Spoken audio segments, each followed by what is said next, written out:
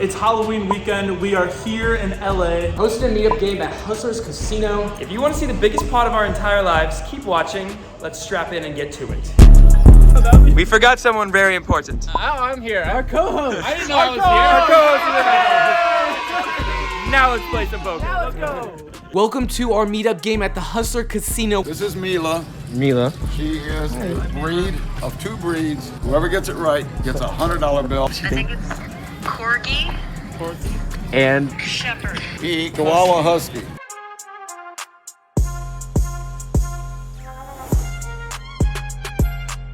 Take the fun, right? yeah, for sure. It's my very first hand, man. Pause. Notice the rack on the table. This is the first hand dealt of the meetup game. Okay, continue. Pause. Notice a lot of chips in the middle, yet my hand contains a 7. We rewind a few moments back to the Jello cam where we can start to understand what's happened here. I make it $10 under the gun, Jello calls on the button, things are normal, then the big blind raises to 45. Because it's the first hand, I actually think my hand is good here. With only 110 in his stack, I think that he's a short stack bomber, so I give him absolutely negative credit here, and min 4-bet Jacob to $110 to match his stack.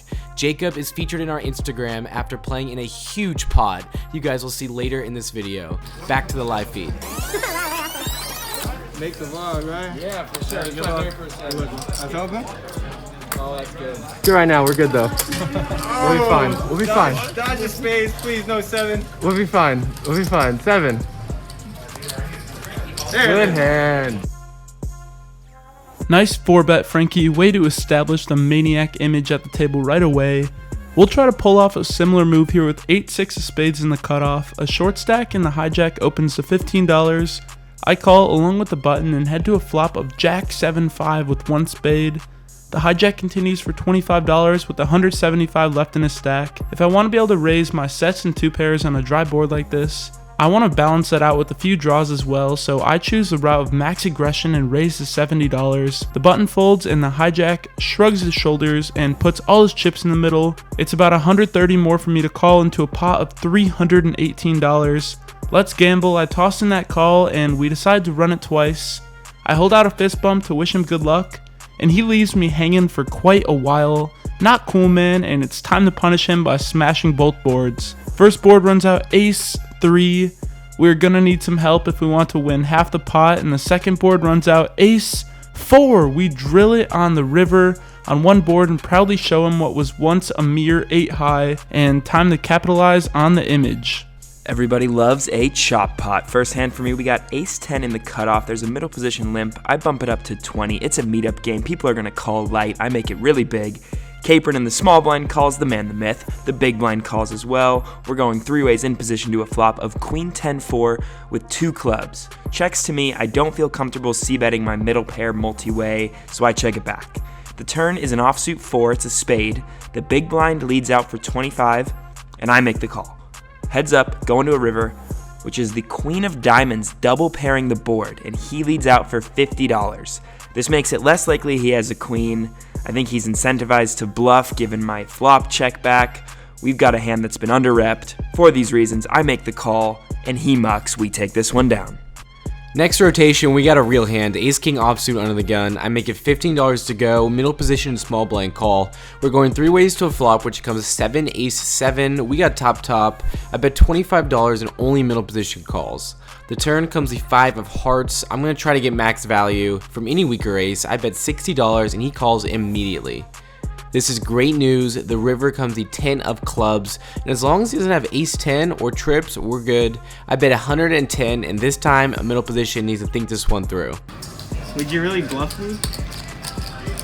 I watched too many vlogs for you to be bluffing me.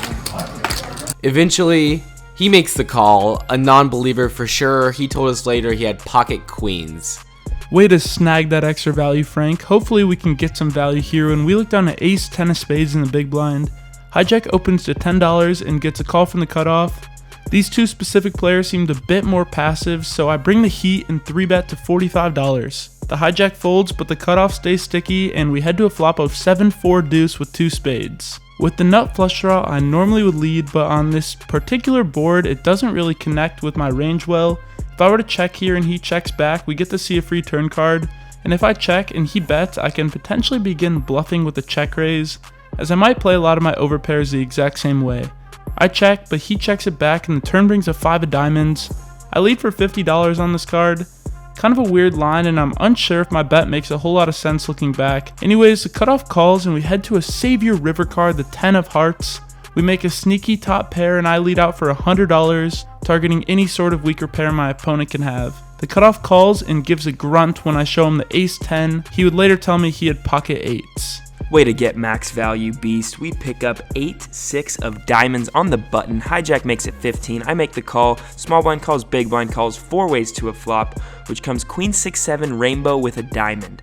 Checks to the hijack, whose c-bet's only $15. We've got bottom pair, backdoor draws. I make the call for this price. Our buddy Elijah in the big blind calls as well. We're going 3 ways to a turn, which is a rainbow 8. We get 2 pair, and it checks to me. I'm putting out a bet here for value, for protection. I make it 35, and Elijah goes for the check raise to 110. Folds to me. I'm not going anywhere just yet. I make the call. I love my hand. The river makes me not love my hand. It's a 5, putting a 4-liner to a straight on this board. Any 9 beats us. And Elijah leads out for $3 here. What?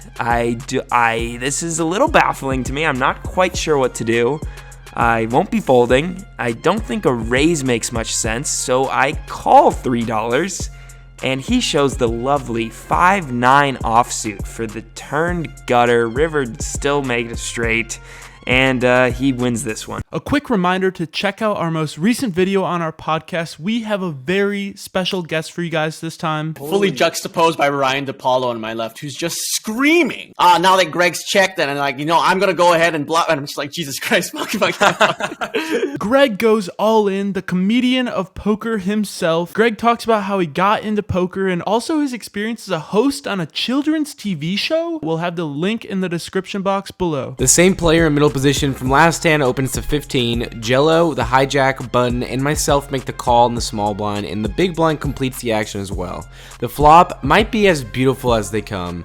King 3-4, 2 diamonds, very multi-way. I check it over to the aggressor. He checks, but Jello bets 15. The hijack folds, and the button, the dog trainer, re-raises to $40. What a spot. Do we raise right now, or do we play this one with a call? I go for a call. We have top pairs drawing extremely thin, which are both in their ranges. The middle position player and Jello fold quickly, so we're going to go heads up to a turn, which is the 5 of clubs, changing nothing. I check, and the button puts out a bet of $100. Now's our chance to raise. I make it $250 total, and the button gets calling chips together. While he puts in the call, I'm preparing to jam all in on any non-diamond river, but then the 2 of clubs comes out. Oh boy, a lot of ace high flush draws just got there. They just hit a straight. I think it's too thin to jam for value. I check, and he checks it right back to me. We're good. He has pocket 3s. Wow, he has got a worse set. What a hand and board. Buckle up because this one gets intense. We've got ace 8 of clubs in the small blind and see a $10 open from late position. Me and the big blind call, and the flop comes ace 6-9 with 1 club.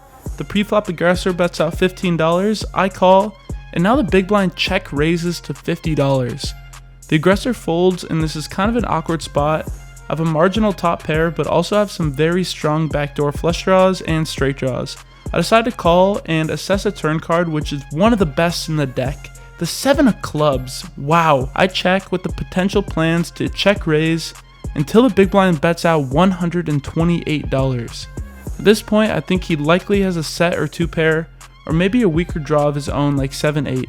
Either way, I'm never folding, and only hands that crush me will call if I raise, so I make the call, unsure of where I am and hoping to drill the nuts on the river, but we see a very interesting card. It's another ace giving us trips. This makes it way less likely the opponent has an ace of his own. I proceed with caution and check it over to him, and he bets $245. The only hands we lose to that are not full houses are stronger aces, which I think this opponent would likely 3-bet preflop. If he did happen to have a hand like ace 10 or ace jack, it's unlikely he would check raise that flop. The only combos of ace 6 and ace 9 suited left are in spades, and that means we can narrow his hand down to likely pocket 6s, pocket 9s, and a few bluffs. I ultimately decide on a call here and am shown the devil's hand, pocket 6s, and lose this massive pot. Looking back at this hand, I think his line of action makes it very unlikely he's bluffing. That's what makes poker such a tricky game. Nice hand and time to grind it back.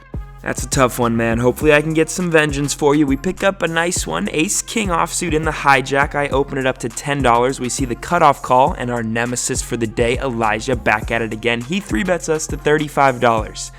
I will not be flatting this. I like Ace-King a lot. I go for the 4-bet to $120, and only he makes the call.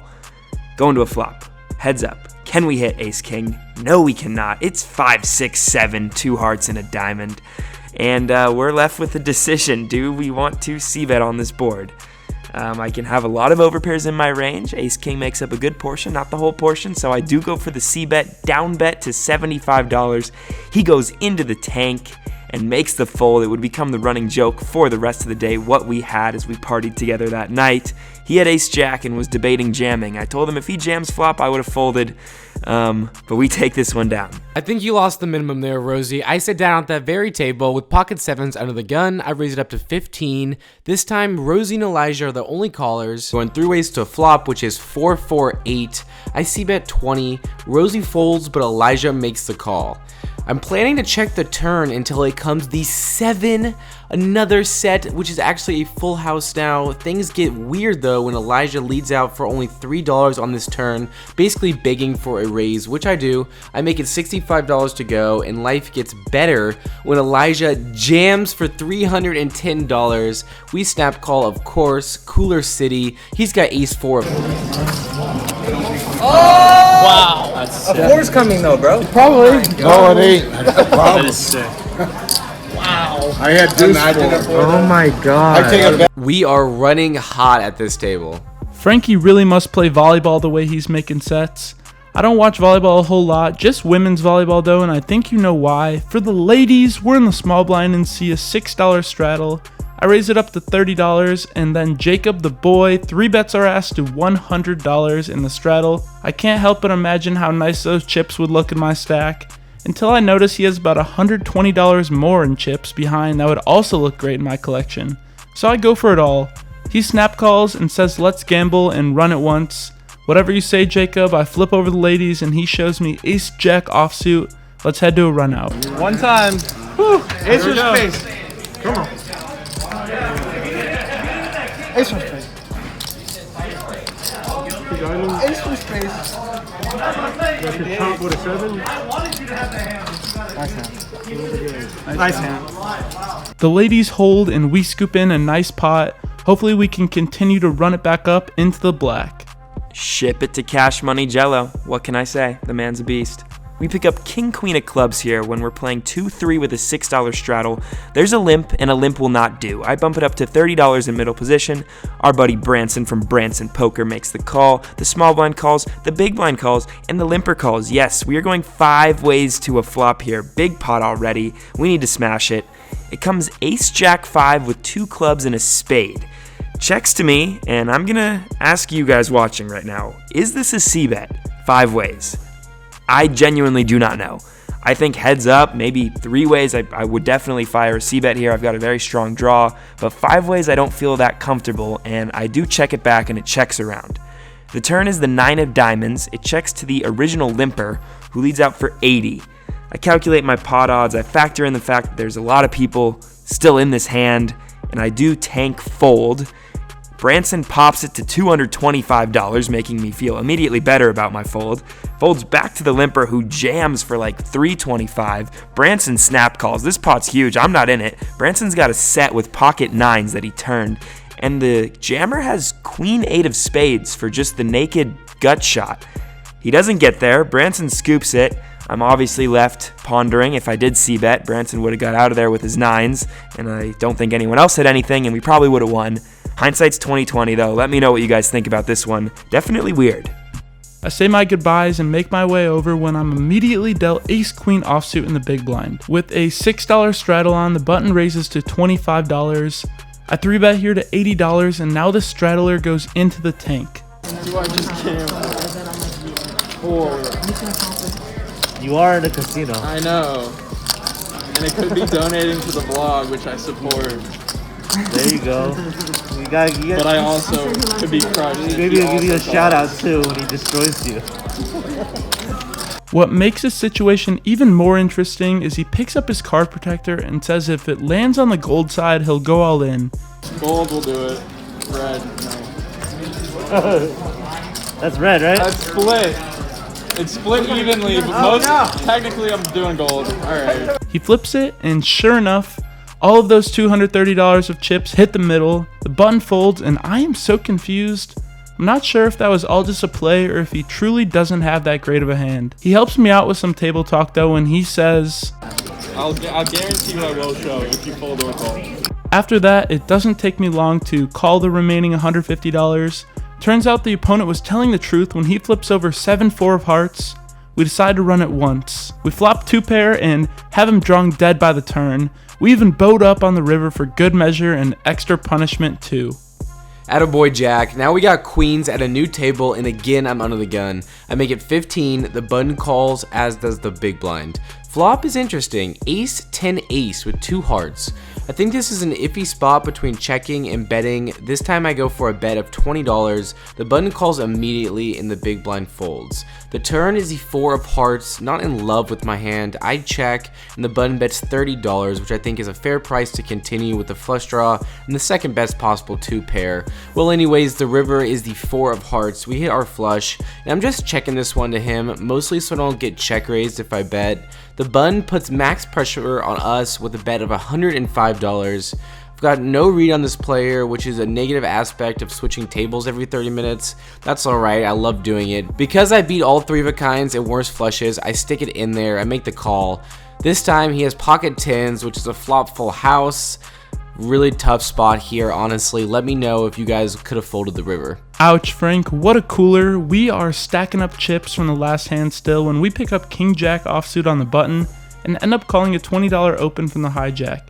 Flop comes Queen Jack 10 rainbow and the hijack bets $15 and we call. Turn see 5 of spades and the hijack keeps it small with another $15 bet. I call and we see a river of the 10 of spades. Hijack sizes up to $50 here. If he happened to have a queen, I don't think he'd go for value on this river.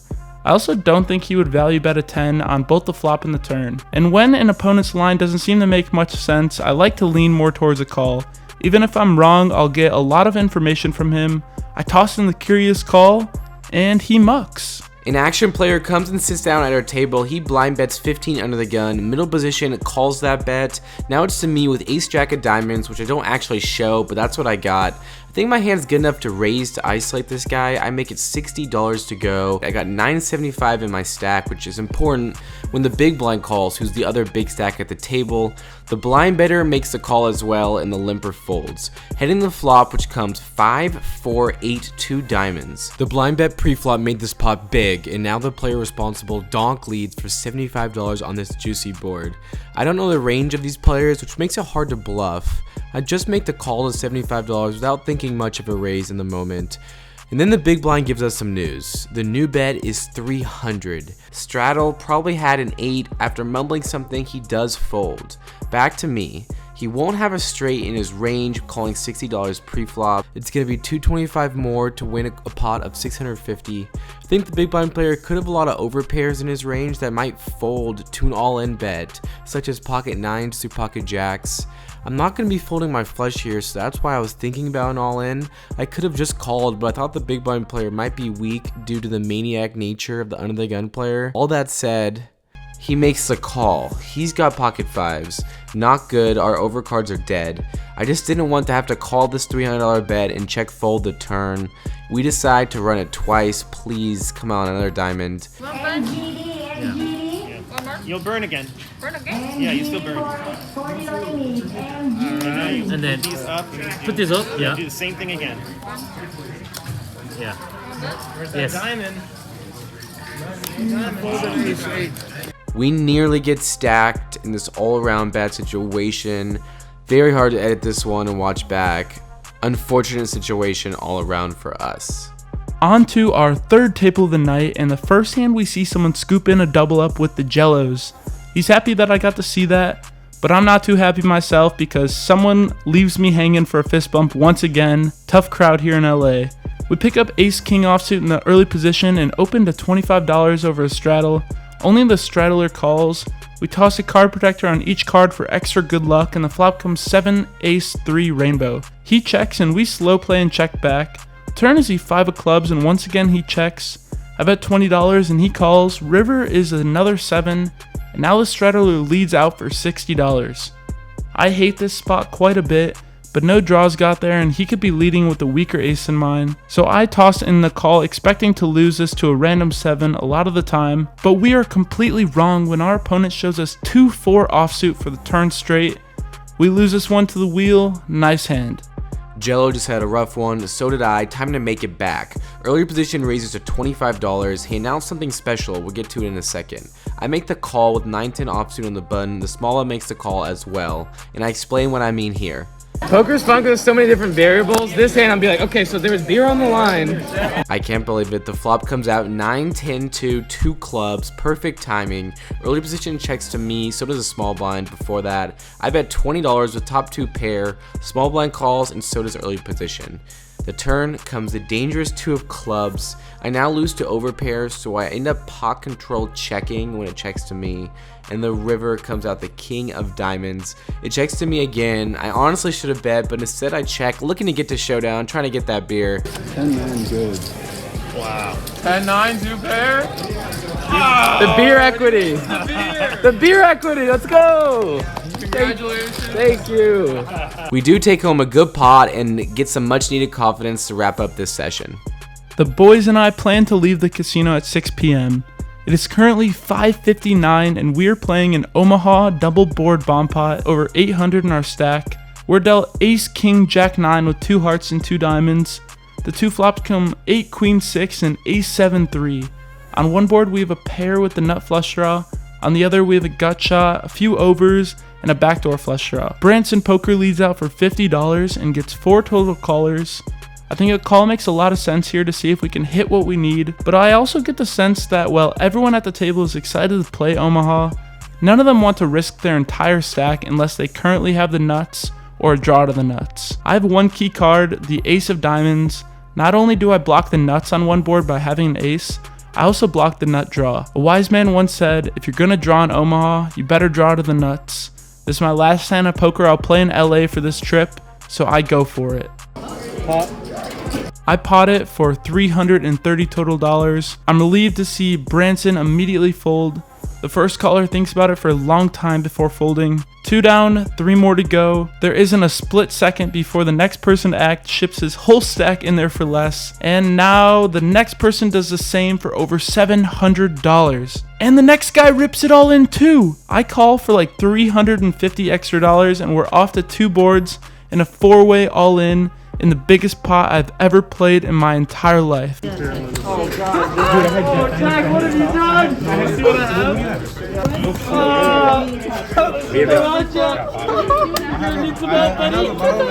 I was bluffing.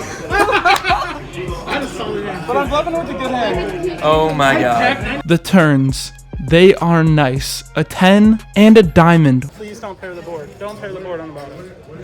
Let's go. Nuts on both. Both the rivers don't change anything, and we are going to scoop in this insane pot to end our session. Oh my god. And now he's stripping. At least I got the shirt. What is he doing? What's he doing? Oh my. I paid a lot of money for that. Jack, you gotta count that pot for us. I had a feeling about that, man. This one pot will single-handedly cover all of my Omaha losses from previous vlogs. I am in awe watching mountains of chips be shipped my way. So blessed to have won this hand, and thank you to everyone who made it out to LA for this trip and for this meetup game to come play with us. I stay a bit longer to play a few more hands before eventually cashing out and booking what would become my biggest winning session ever and the biggest pot I've ever played. Omaha is pretty chill, I must say. Okay. Into the game for 700, out for 450, lost 250. Okay, I'm in for 900. I am out for 650, 550. Something bad. I was in for 800, out for 27.19. Pretty solid, had the biggest pot in my life. He saved us. Omaha. Subscribe, like, we love you guys. Peace.